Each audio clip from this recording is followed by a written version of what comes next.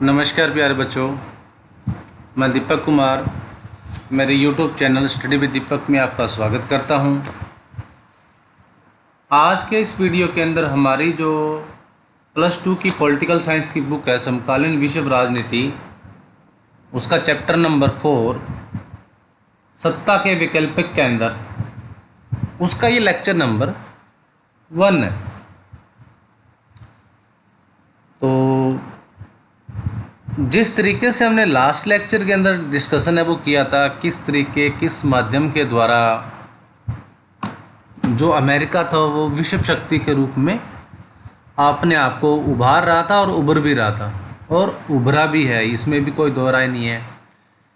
कि आज के वर्तमान परिवेश में अगर हम अमेरिका के संबंधों के बारे में, रिलेशन के बारे में, पावर के बारे में, किसी भी तरीके से प्रावधान के बारे में अगर समझने की कोशिश करते हैं तो विश्व के किसी भी अन्य देश में इतनी पावर नहीं है कि वो अमेरिका की विश्व शक्ति के रूप को चुनौती दे पाए। लेकिन ये जो बढ़ती हुई चुनौती है, अमेरिका का जो वर्चस्व है, जिस तरीके से वो महाशक्ति के रूप में अपने आप को संगठित कर रहा है, अपने आप को विश्व शक्तिशाली बना रहा है, बन भी रहा है, किन तरीकों, किन माध्यम के द्वारा वो जिन जिन रिसोर्स के माध्यम से उन्होंने अपनी शक्ति को संगठित किया है, तो क्या आप कहीं ना कहीं इस बात को मानते हो कि ये जो बढ़ती हुई उसकी जो पावर है, उसकी जो शक्ति है, वो कहीं ना कहीं विश्व के लिए खतरा तो पैदा नहीं हो सकती? क्या किसी देश का विश्व शक्ति के रूप में बनना किसी दूसरे देशों के द्वारा उसके स्थायित्व के लिए अगर देखा जाए, उसके वर्चस्व के लिए देखा जाए, उसके हम मान के चल सकते हैं कि उसके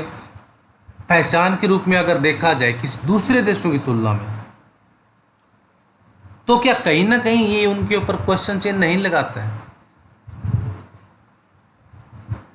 विश्व के अंदर एक किसी देश की दादागिरी हो, एक समाज, जैसे हमने देखा हुआ है या देखते हैं कई बार हम हमारे समाज में, गांव में, अगर किसी एक व्यक्ति का शक्तिशाली होना क्या किसी दूसरे व्यक्ति के लिए उसको हम हानिकारक नहीं मान सकते हैं? कहीं ना कहीं जो सारी उसकी पावर है, शक्तियां हैं, एक हाथ में कंट्रोल कर ले, एक हाथ के उसका जो केंद्र बन जाए, जो पावर है, उसकी जो शक्ति की पावर है, एक व्यक्ति के हाथ की अगर कुंजी बन जाए, कंट्रोल एक ही आदमी हो, तो क्या हम कहीं ना कहीं हमारे विश्व के लिए या उस समाज के लिए उस व्यक्ति के रूप में अगर उसको खतरनाक नहीं मान सकते? हो सकता है वो कहीं ना कहीं इस रूप में अपने आप को संगठित कर ले जो दूसरे समाज, दूसरे व्यक्ति, दूसरे देशों के लिए हानिकारक हो जाए। तो उसका अल्टरनेट क्या हो सकता है? उसका जो दूसरा विकल्प क्या हो सकता है जिसके माध्यम के द्वारा किसी एक व्यक्ति या एक देश के ज़्यादा शक्तिशाली होने या उसको हानिकारक होने के ऊपर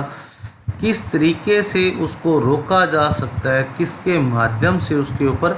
अंकुश लगाया जा सकता है? अगर हमने समाज के रूप में देखा है तो कहीं ना कहीं जो दूसरा समाज, दूसरे जो वर्ग के लोग हैं, वो अपने आप को क्या करेंगे, उसके मुकाबले में एकजुट या स्थायित्व का जो भाव है वो घर करेंगे, उसके विरुद्ध लॉबिंग करेंगे और या फिर एकजुट होने का प्रयास करेंगे। यानी कि उसकी समानांतर शक्तियाँ हैं वो कहीं ना कहीं पेश करेंगे, अलग अलग जो गुट या हम संगठन बनाने की कोशिश है वो कर सकते हैं। अब इसी के एवज में अगर हम देशों की तुलना में अगर बात करें, तब दूसरे देश क्या कर सकते हैं? तो दूसरे देश भी ऐसा ही जो अल्टरनेट है, वो संगठन या ऑर्गेनाइजेशन है, वो बना सकते हैं जिसके माध्यम के द्वारा जो सत्ता का विकल्प या अल्टरनेट बनाया गया है, एक विश्व, एक देश या एक किसी सेंट्रल पावर के लिए, तो उसकी तुलना में वो क्या करेंगे, दूसरे देशों के माध्यम से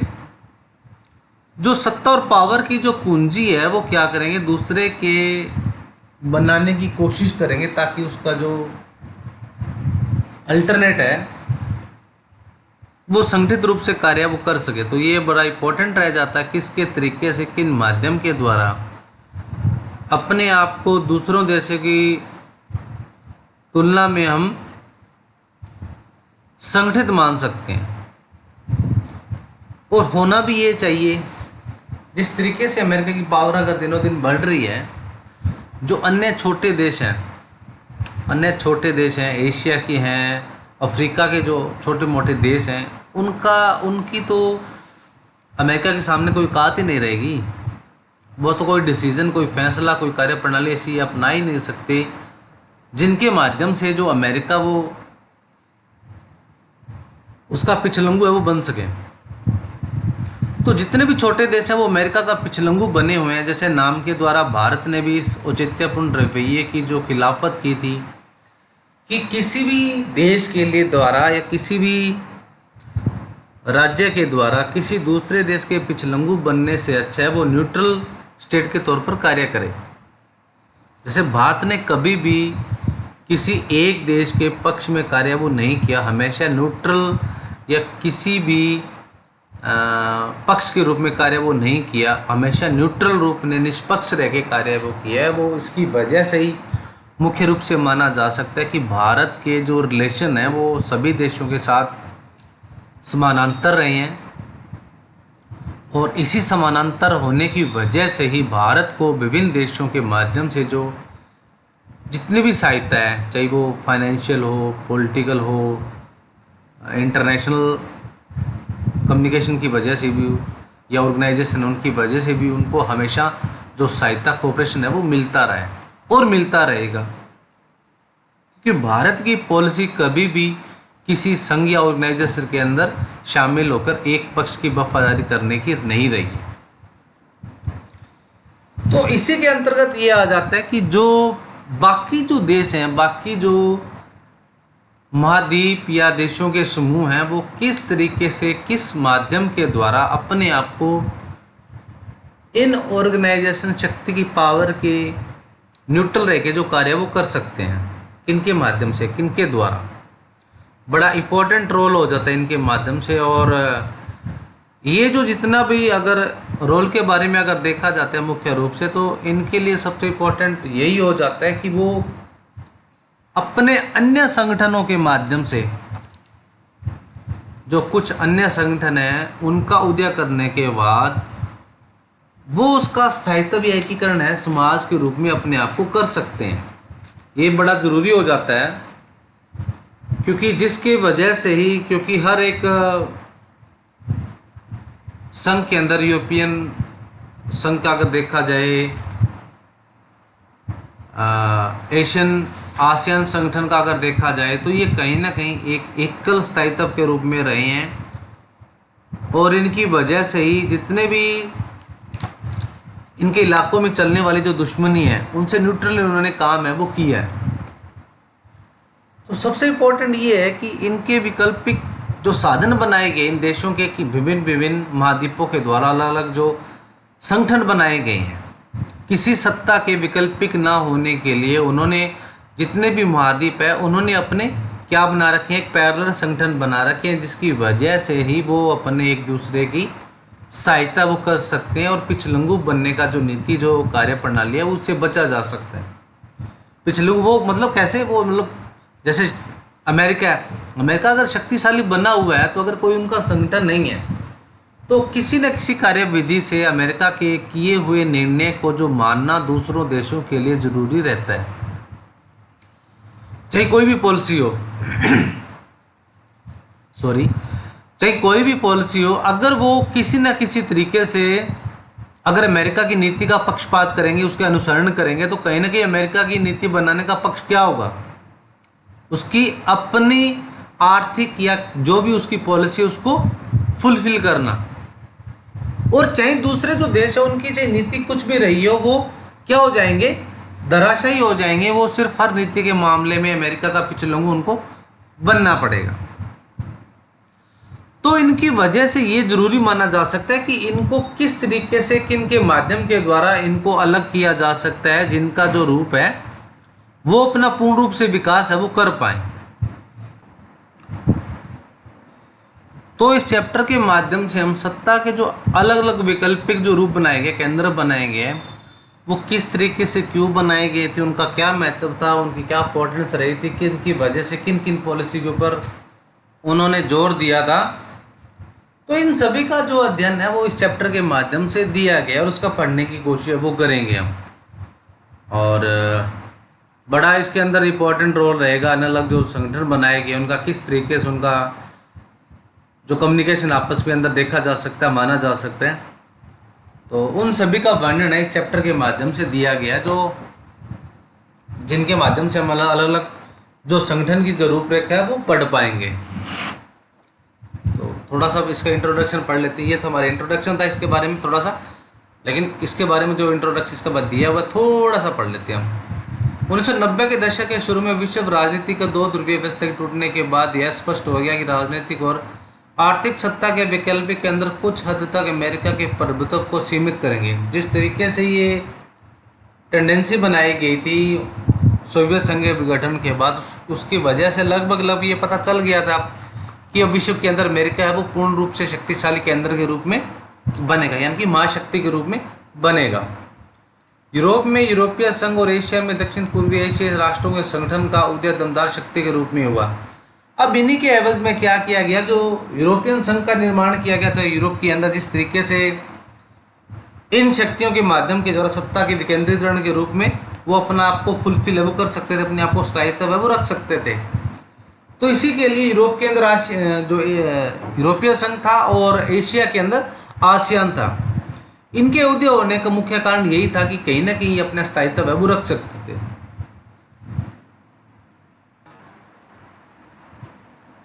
यूरोपीय संघ और आसियान दोनों ही अपने अपने इलाकों में चलने वाले ऐतिहासिक दुश्मनी और कमजोरियों का क्षेत्रीय स्तर पर समाधान ढूंढा। अब इनके अलावा जिस तरीके से ये वैकल्पिक केंद्र के रूप में अपना जो जिस तरीके से अमेरिका के द्वारा बढ़ता हुआ प्रभाव था, इनके माध्यम से इन्होंने क्या किया, इन्होंने अपने अपनी जो रीजन का जो जितने भी रिसोर्स के माध्यम से इन्होंने जितने भी प्रॉब्लम थे उन सभी का इन्होंने सोल्यूशन निकालने की कोशिश अपने लेवल पे की। साथ ही इन्होंने अपने इलाकों में अधिक शांतिपूर्ण सहकारी क्षेत्रीय व्यवस्था विकसित करने और क्षेत्र के देशों की अर्थव्यवस्थाओं का समूह बनाने की दिशा में भी काम किया। इसके अलावा जितने भी रीजनल जो कोऑपरेशन कर सकते थे अपने आप को बिजनेस बनाने के लिए, इन देशों की इकोनॉमिक्स को बूस्ट करने के लिए, तो जितने भी चाहे युद्धकालीन रहा हो चाहे शांतिकालीन रहा हो, जितने भी अन्य रिसोर्स के माध्यम से इन्होंने जो समाधान था, हर प्रॉब्लम का जो समाधान था, इन्होंने सोल्यूशन था वो निकालने की अच्छी तरीके से कोशिश वो की। चीन के आर्थिक उभार ने विश्व राजनीति पर काफ़ी नाटकीय प्रभाव डाला। जिस तरीके से अभी आपने देखा है और आज के कंटेस्ट में भी आपने देख सकते हो, आज जब 14 मई है और आज के न्यूज़पेपर के अंदर भी आपने देखा था जिस तरीके से अमेरिका के जो राष्ट्रपति ने चीन के ऊपर एक प्रस्ताव लाने की कोशिश की। उनके 8 मंत्रियों ने जो कांग्रेस के अंदर, अमेरिका की पार्लियामेंट के अंदर एक प्रस्ताव के माध्यम से अमेरिका के ऊपर जो दबिश लगाने की कोशिश की है। तो थोड़ा सा हम घटनाक्रम के माध्यम से इसके बारे में समझ भी सकते हैं, उसको एनालाइज भी कर सकते हैं। जिस तरीके से अमेरिका के द्वारा चीन के ऊपर जो कोविड-19 जो प्रॉब्लम, पैंडेमिक, इतनी महामारी फैली हुई, इसकी वजह से उसके ऊपर दबाव और प्रेशर बना के कहीं ना कहीं स्थायित्व रहने की कोशिश की जा रही है। और थोड़ा सा भी 2-3 दिन पहले भी आपने देखा था कि हमारे भारतीय और चीन के सैनिकों के बीच में अग्रेसिव मूड थोड़ा सा हो गया था। तो जिस तरीके से चीन की जो पॉलिसी है आर्थिक, उसमें उभार है, विश्व राजनीति थोड़ा सा वो चेंज आ रहा है। अभी सभी जब इकोनॉमिक्स को बूस्ट करने के लिए अपने आप को बचाने में लगे हैं, और आपने देखा होगा जो चाइना है वो कहीं जो टापू बने हुए, द्वीप बने हैं, उसके ऊपर उसका नाम रख रहा है कहीं वो माउंट एवरेस्ट पे उसकी जो हाइट है उसको नापने की कोशिश कर रहा है। तो कहीं ना कहीं अपने आप को वो विश्व राजनीति के ऊपर स्थायी रूप से वो चेंज कर रहा है, और अपने आप को बूस्ट करने के बाद, अपने आप को स्थायित्व रखने के बाद कहीं ना कहीं उभार लेके वो आ रहा है। इस अध्याय में हम सत्ता के उभरते हुए कुछ वैकल्पिक केंद्रों पर नजर डालेंगे और यह जानने की कोशिश करें भविष्य में उनकी क्या भूमिका हो सकती है। तो इसके माध्यम से जितने भी अल्टरनेट हम देखे जा सकते हैं विश्व राजनीति के अंदर, इनके माध्यम के द्वारा उन सभी का जो महत्व है बड़ा इंपॉर्टेंट रोल माना जा सकता है, और उनकी क्या क्या भूमिकाएं रह सकती है, क्या क्या वो अल्टरनेट बनाए गए हैं, किनके माध्यम के द्वारा उन्होंने जो नीति अपनाई गई थी, उन सभी का वर्णन है वो बताया गया। तो बड़ा इंपॉर्टेंट रोल माना जा सकता है, हो सकता है ये। तो ये था मेरा आज का वीडियो, आज का लेक्चर। आई थिंक आपको ये इसका जो इंट्रोडक्शन आपको ज़रूर समझ में, और थोड़ी सी इसमें दी गई जो व्याख्या वो आपको ज़रूर समझ में आई होगी।